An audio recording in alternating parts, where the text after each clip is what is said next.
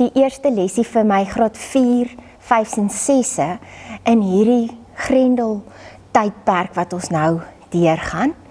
Ek glo nie een van julle is al by die skool nie en so julle sit by die huis en speel seker speelietjies en dan is daar natuurlik bietjie skoolwerk om te doen. Ons bou baie legkaarte by die huis en 'n vreeslike ding het met ons gebeur. Ons het 1000 stuk legkaart begin bou en toe ons omtrent halfpad klaar is, toe begin ons soek na 'n stukkie wat weg is. En my dogter is altyd die ewige optimis en sy sê, moenie bekommerd wees nie, ons gaan hom kry. En my seun sê, ons gaan hierdie hele ding bou en dan gaan daai stukkie weg wees. Maar so het ons toe nou aangehou bou en daai stukkie bly net weg. Toe die hele legkaart klaar gebou is daai een gaatjie nog steeds leeg. En ons het oral gesoek, onder die banke, bo op goeders, in die bokse, in die asblik, maar daai stukkie was weg. En daai legkaart kan ons nou nooit weer bou nie, want niemand sien kans om daai legkaart te bou, omdat daai stukkie weg is nie. En dit is wat ek vandag met julle wil deel. So, wat daar in die legkaarte 'n stukkie, as 'n stukkie weg is, dan is die hele legkaart nie heel nie.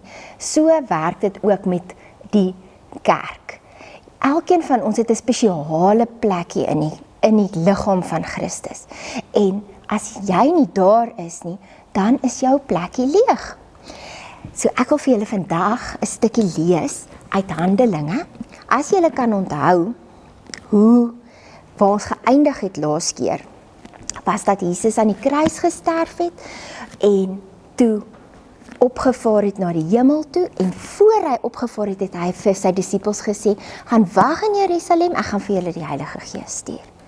En hy het gesê, gaan vertel vir al die mense, dat ek die koning is, van die koninkryk van God. Van hier in Jerusalem af, tot in die uithoeke van die aarde, wat vir hulle in daai tyd Rome was, in Italië.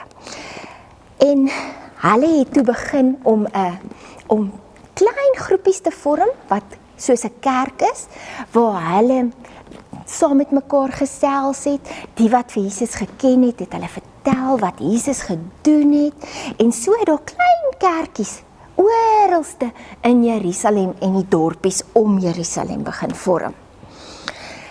Maar die Romeine was glad nie gelukkig hieroor nie, want hulle het gedink as hulle vir Jesus kruisig, dan gaan hierdie volgelinge van Christus nou almal te bang wees en sommer net wegvlug. Maar dit het nie gebeur nie. Daarom was daar mense wat nog steeds die volgelinge van Christus vervolg het. En vandag lees ons in Handelinge. Nou, as julle kan onthou, hoe mens die Nuwe Testament kry, Handelinge, is jy maak jou Bybel in die middel oop, nee? So dan behoort jy by Psalms of Spreuke te wees. So ek het nou baie mooi oopgemaak, ek is by Psalms. Dan die tweede helfte van die Bybel, deel jy dan weer in 2. So, dan behoort jy by Matteus, Markus, Lukas of Johannes te wees. Ek het nou oopgemaak by Lukas. En dan Handelinge is die volgende boek. So nou moet ek gaan blaai, Lukas, Johannes, en dan, maar onthou die Bybel het dun blaadjies, so mens moet nie baie blaai nie. Anders mis jy sommer wat jy wil lees. So ons lees vandag uit Handelinge 9. Handelinge is so genoem, omdat die woord is vir aksie. Dit is wat jy doen. En so dit vertel ons wat die disippels gedoen het, na Jesus opgevaar het hemel toe. So ons gaan vandag uit Handelinge 9 lees. So ek weet nie of julle kan sien nie. Handelinge is die boek se naam. Dan gaan ons nou na die groot 9, dis die hoofstuk. Handelinge 9, en ons gaan van die eerste versie aflees. Partykeer is daar nie 'n enetjie nie, maar ons weet dat een gaan eerste wees, want die volgende een gaan 2 wees. Klein nommertjie. So ek gaan nou vir julle lees, Handelinge 9 vanaf vers 1. Intussen het Saulus soos 'n besetene voortgegaan om die volgelinge van die Here met die dood te dreig. Hy het na die hoëpriester toegegaan en van hom bekendstellingsbriewe aan die sinagoges in Damaskus gevra. Sy doel was om al die aanhangers van die leer van die Here, wat hy daar kry, mans sowel as vrouens gevange te neem en na Jerusalem toe te bring. Toe hy op reis naby Damaskus kom, het daar skielik 'n lig uit die hemel op hom gestraal. Hy het op die grond neergeval en 'n stem vir hom hoor sê, Saul, Saul, waarom vervolg jy my? Wie is u, Here? Vra hy toe. Ek is Jesus, antwoord hy. Dit is vir my wat jy vervolg. Maar staan op en gaan na die stad toe. Daar sal vir jou gesê word wat jy moet doen. Die mense wat saam met hom op pad was, het sprakeloos gestaan. Hulle het die stem gehoor, maar niemand gesien nie. Toe Saulus van die grond af opstaan en sy oë oopmaak, kon hy nie sien nie. Hulle het sy hand gevat en hom na Damaskus toe gelei. 3 dae lank kon hy nie sien nie en het hy niks geëet of gedrink nie. En julle kan dan die volgende stukkie verder lees tot aan die einde van vers 19. So in hierdie stukkie leer ons van 'n man, Saulus.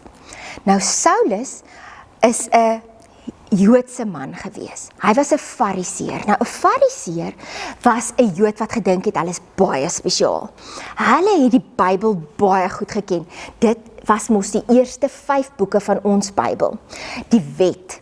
So hulle het kyk, dat almal die wette navolg, en dit is hoekom Saulus, ook as ons nou in hierdie stukkie lees, die volgelinge van Jesus wou vervolg. Hy wou na Damaskus toe gaan, om hulle almal te gaan vang en in die tronk te gooi, en dalk ook later te stenig of te kruisig.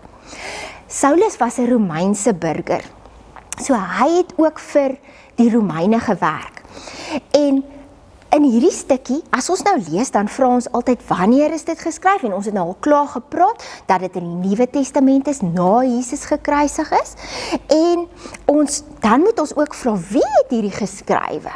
En Handelinge is geskryf deur Lukas. Dieselfde Lukas wat die boek geskryf het, Matteus, Markus, Lukas, Johannes, dieselfde man. Hy was 'n dokter en baie slim. So, en hy het toe nou vir Paulus rondgevolg en alles neergeskryf wat met hom gebeur het. En dan moet ons nou vra, wat leer ons uit hierdie stukkie? So, het julle nou gehoor, ek praat van Paulus, en in hierdie stukkie sê dit dan nou Saulus. So wat ek nou vir julle gesê het, van dat hy 'n Jood was, Saulus, dit is 'n Joodse naam, nee, soos wat die koning Saul in die Ou Testament, dit is dieselfde naam. Maar, omdat hy 'n Romeinse burger was, en Grieks die taal was wat hulle gepraat het hulle na hom verwys as Paulus. En so van nou af gaan ek praat van Paulus, en dan gaan julle later verstaan hoekom sy naam nou Paulus was. Jesus het ons vir ons gesê, ons moet vir almal gaan vertel tot in die uithoeke van die aarde. En dit is wat toe nou met Paulus gebeur het. Hy was so opgewonde, na hy vir Jesus ontmoet het. Hy het vir Jesus gesien, en dat hy besluit het, almal moet hoor van Jesus, en hy het toe gegaan, en in die hele Romeinse ryk, van Jerusalem af, tot op waar hy dood is in Rome, het hy vir almal vertel van Jesus. Hy kon net nie meer wag nie. En ietsie wat baie spesiaal is van Paulus, is dat hy hierdie laaste stukkie van die Bybel, wat ons nou nog besig is om te doen, is alles die briewe van Paulus. En soos wat hy dan nou die hele wêreld deur gereis het, mense dink dat hy 20.000 kilometer geloop het in die tyd wat hy vir mense vertel het van Jesus. 20 keer Kaap toe, dit is hoe ver 20.000 kilometer is, het hy gestap. En hy het, soos wat hy van dorpie tot dorpie gegaan het, en vir hulle vertel het van Jesus, het hy kerke gestig. En dan het hy vir hierdie kerke briewe geskryf. En dit is die meeste van die boeke van hierdie laaste stukkie van die Bybel. Daar's 13 wat hulle dink Paulus geskryf het. En ietsie spesiaal wat Paulus toe nou geleer het, en dit is wat ons onsself altyd vra as ons Bybelstudie doen, is ons vra, waar is dit, wanneer is dit, en hoekom is dit hierso, en wat het hierdie mense geleer, en wat Paulus baie spesiaal geleer het van hierdie stukkie, is hy het geleer, dat as jy vir Jesus vervolg, as hy ietsie gesê het van Jesus, het hy dit ook gesê van die disippels en die ander volgelinge van Christus. En hy het baie mooi verstaan van die liggaam van Christus. Waar het ons al gehoor van die liggaam van Christus? As julle mooi dink, sal julle onthou, Jesus het die aand wat hy gekruisig is, die brood gevat, en toe het hy gesê, dit is my liggaam wat vir jou gebreek gaan word. Kan julle dit onthou? En toe het Paulus baie gepraat van die liggaam van Christus. Ek gaan vir julle 2 stukkies lees. Die eerste ene is in Efesiërs. Nou Efesiërs is dan nou so bietjie aan, dis een van die boeke wat Paulus geskryf het, die briewe wat Paulus geskryf het, en ons lees Efesiërs 1 vers 22. Ja, aan hom het God alles onderwerp, hom is Jesus. Hom bo alles verhef en hom aangestel as hoof van die kerk. Die kerk is sy liggaam, die volheid van hom wat alles en almal vervul. Nou hierso praat Paulus van die liggaam van Christus en Jesus wat die hoof is. Nou hoof vir ons beteken die ou by die skool wat die baas is, nie? Maar hoof is ook 'n oudtydse woord vir kop. En so hierso sê Paulus dat Jesus die kop, die hoof, die baas van die kerk is en ons is die liggaam. En dan in 1 Korintiërs 1, omdat daar 2 boeke van Korintiërs is, so daar's 2 briefies geskryf aan die Korintiërs, nie? So ons lees uit 1 Korintiërs 12, die hoofstuk is 12, dis die groot nommer, en dan vers 12, die klein nommertjie is die vers. Net soos die liggaam 'n eenheid is, en baie lede het, en soos al die lede saam, al is hulle baie een liggaam vorm, so is dit ook met die liggaam van Christus. So hier kan ons hoor, dat die kerk deel is van die liggaam van Christus. En ek en jy is in die kerk, en daarom weet ons, dat ons deel is van die liggaam van Christus. En soos wat die legkaart stukkie wat weg was vir my baie hartseer was, dink ek nou sommer aan hierdie stukkie broodjie, ongesuurde broodjie, wat vir ons so mooi prentjie is van Jesus se liggaam, want kyk, daar's gaatjies in, wat vir ons wys, Jesus se liggaam was deurboor, daar's brandmerke en seerplekkies, so dit laat ons altyd baie mooi aan Jesus se liggaam dink.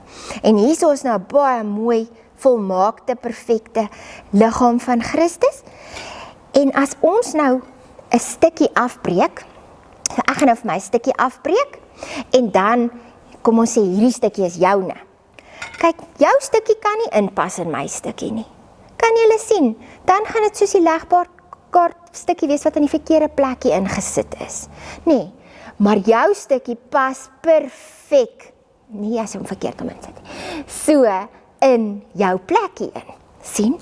En my stukkie pas perfek in my plekkie in. En so het ons elke een 'n spesiale plekkie in die liggaam. Net soos wat Lukas die boek Handelinge geskryf het, want Paulus kon nie mooi skryf nie. Hy sê in party stukkies in die Bybel, hy skryf met groot letters, want hy kan nie mooi skryf nie. Lukas moes vir hom alles neerskryf. Lukas is die skrywer. Paulus is die prediker, en hy is die een wat preek. Maar is Paulus belangriker as Lukas? As Lukas nie vir ons neergeskryf het wat Paulus gedoen het nie, dan het niemand geweet nie. So Lukas is net so belangrik soos Paulus. En daarom is jy ook belangrik in Jesus se koninkryk, in Jesus se liggaam. En daarom wil ek vandag vir jou sê, dat al is jy klein, en al voel jy onbelangrik, en al voel dit partykeer, jy vind nou net by die huis, en jy doen nie eintlik iets nie. Jy is nog steeds deel van die liggaam van Christus en God het 'n spesiale plan vir jou. En dit leer ons ook uit hierdie stukkie. God kan enige iemand gebruik. Saulus was 'n aaklige man. Niemand wou sy maatjie wees nie. Almal was bang vir hom toe hy na die disippels toe gaan en sê hy het tot bekering gekom. Hy glo in Jesus, het hulle hom nie eens geglo nie en hulle wou nie hy moet deel wees van hulle kerk nie. Maar God gebruik elkeen van ons. En hy kan jou gebruik net soos wat jy is. En niemand is meer belangrik as enigiemand anders in die kerk van God nie. Tannie, mis julle en ek verlang na julle en ek kan nie wag om julle weer te sien nie. Ek dink aan julle en ek bid vir julle en ek sien julle volgende keer.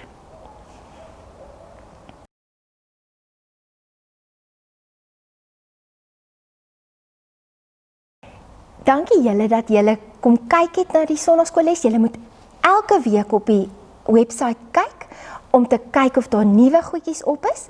Ek sit vir julle vandag 'n videoetjie op oor Saulus wat Paulus geword het. Dit sal vir julle sommer net so 'n bietjie meer verduidelik wat se tipe mens hy was en wat hy gedoen het. En dan volgende week kyk ons na waarheen hy oral gegaan het en hoe die Here hom gebruik het. The Miracle of Mercy. Paul. This is Saul. Saul was a Pharisee who hated the followers of Jesus so much that he would hunt them down to be brought to trial in Jerusalem. And he would even seek to murder them.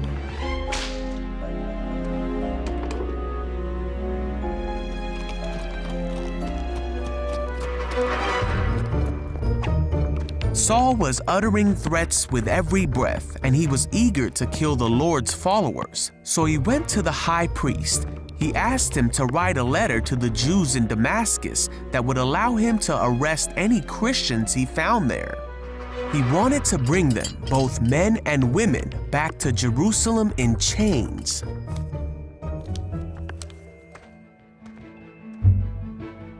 Now Saul went on his way. And as he came near Damascus, a light from heaven flashed around him, and he heard a voice that said, "Saul, Saul, why are you persecuting me?" Saul cried out, "Who are you, Lord?" And the voice said, "I am Jesus. Rise and go into the city, and you will be told what to do." So Saul got up and he opened his eyes, but he couldn't see anything. So the men who were with Saul led him into the city. After 3 days, a man named Ananias came to Saul. He put his hands on Saul, and immediately Saul could see again. And with that, Saul became a follower of Jesus. He became the very thing he had tried to hunt. And he immediately began telling people that Jesus is the Son of God, and he taught them about the mercy of God that he had received. And all who heard him were amazed. He then went by a new name, Paul, as he began preaching not just to the Jewish people, but to everyone. Despite many difficulties like being imprisoned, shipwrecked, and narrowly escaping death multiple times, Paul continued to preach about Jesus. Paul said that he would do everything he could to save people and help them know God. And that's just what he did in order to reach people who would otherwise be unreached. And many came to know Jesus because of what Paul said. Paul taught many in his day through his letters, but even more have come to learn more about Jesus through the letters of Paul that can be read even to this day.